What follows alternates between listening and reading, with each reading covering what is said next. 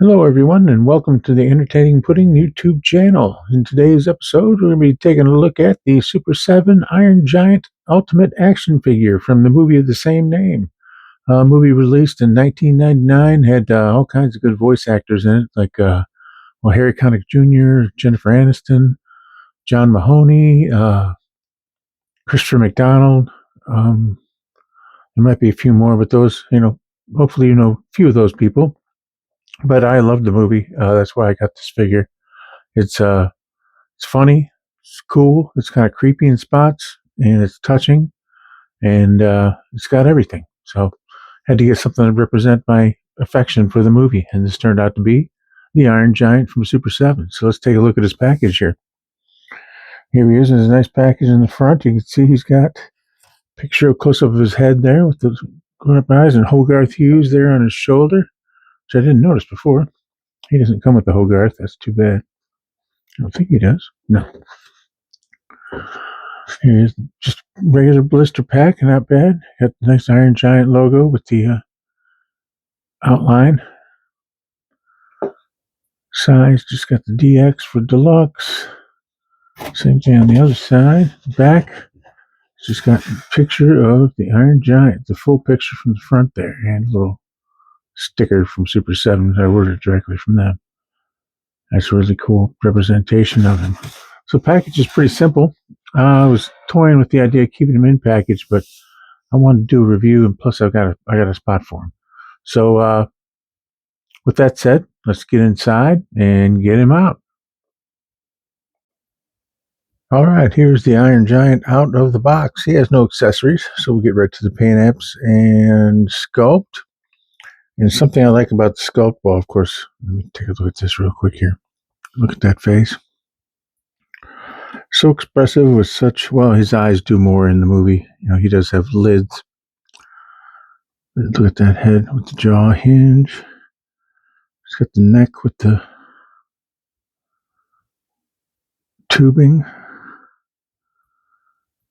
There's something about the 6/7 inch figure scale.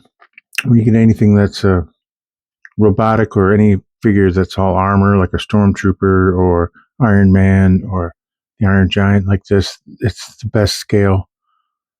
I mean, other than larger. I mean, it's the best. What am I trying to say?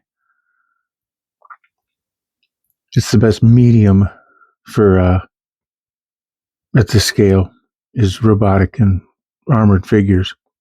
They look the best at 6 inch and 7 inch. As you can tell, look at all the little rivets on them. I like this right in there. It looks good. That's sculpted. No, it's painted. Wow. Ball joint for his shoulder there looks really good. Let's take a look at the back of his head and his neck. Yeah, look at the back here. You see all the little rivets, some vents, some other little doodads and doohickeys, and then spine area there. The rest of his neck. I just love all the rivets. That's what he looks like in the movie. Really doesn't have a butt. It's got some rivets, kind of a rivet crotch. But look at the detail in there. Look at his abdomen. And this ring around here for his waist. All the rivet work. Look how many. Look at the work in there. That's just cool. Of course, the legs. I didn't even look at the arms. Yeah, the shoulders. He's got these little pauldrons coming over. Nice joint there. He's got the Popeye Iron Giant arms there. Open hand. Wish he would have come with a little more, like some accessories, like a hand, or maybe if you've seen the movie, the S shield he wears around his neck towards the end, or at the end. I don't want to ruin it for everybody. But and legs, got the Popeye legs too. I like these little details here. And the feet. Big old clunking feet. I can picture that leg hopping across the Antarctic in the movie. Bottom of his feet. He's got some jet things. Some sneaker tread. peg holes. Well, that's about it for his sculpts and paint. Well, they didn't look at his eyes that close, but yeah, they're painted and they're just about perfect. All right, let's just move on to his articulation since I got him in hand here. His head. I got to be careful with him. It says on the package, this is not a toy. It's an adult collectible, so I have to be careful. He goes all the way around. Jaw. Opens a bit. Goes up. Opens. Goes up. Side to side. You get that. Make him look a little quizzical. Back. Just a little bit. Forward. Looking down. That's pretty cool because he'll be looking down Hogarth a lot. I wish he did come with a little teeny Hogarth to put on his shoulder. That would have been awesome. Maybe they'll do a super deluxe action figure. I don't know. Who knows?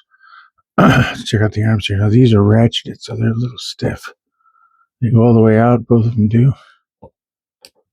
Oh, yep, they're stiff. They spin right there at the, I guess you'd call that the bicep. A whole contraption spins around there. You can see the shoulder pads do too. I didn't realize that. Oh, I wonder if that makes it easier to get him in some other kind of flying poses or something. We'll see. See the torso. He goes back. Let me get him standing up straight. That would help. He goes back that far. Forward, not too much. Enough to make his head looking down look a little more convincing. See what he's got. Yeah, he's got the 360 on the waist, which he does in the movie. I forgot about that until I haven't seen it in a while. He spins down here too, so he's got two waist spinners. Legs do not go out at all, which I can understand. They do go all the way back. Well, that far back. Like I said, that's ratchety and it goes all the way forward. Knees, 90-degree. Feet, they go up about 45 degrees. Just stay flat. That's about it for his articulation. He looks pretty cool. That's enough for some poses. I mean, he's not going to be way poseable because he doesn't really, there's not much to do with him other than, well, I'll do a couple poses and you'll see.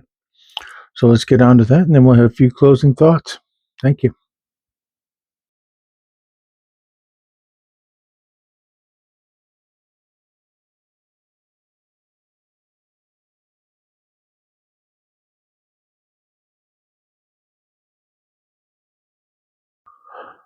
Well, that's going to do it for this episode, folks. I'd like to thank you for joining me. I really do appreciate it.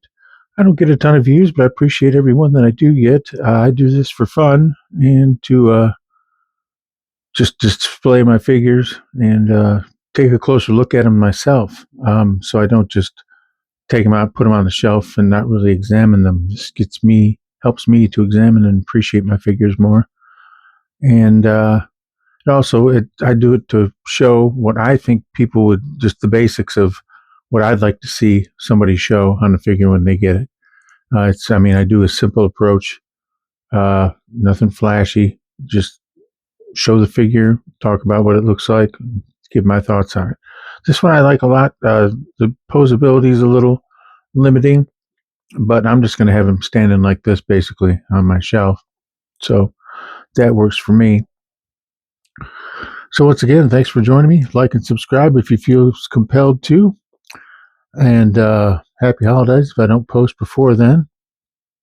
And I'll see you in the next one.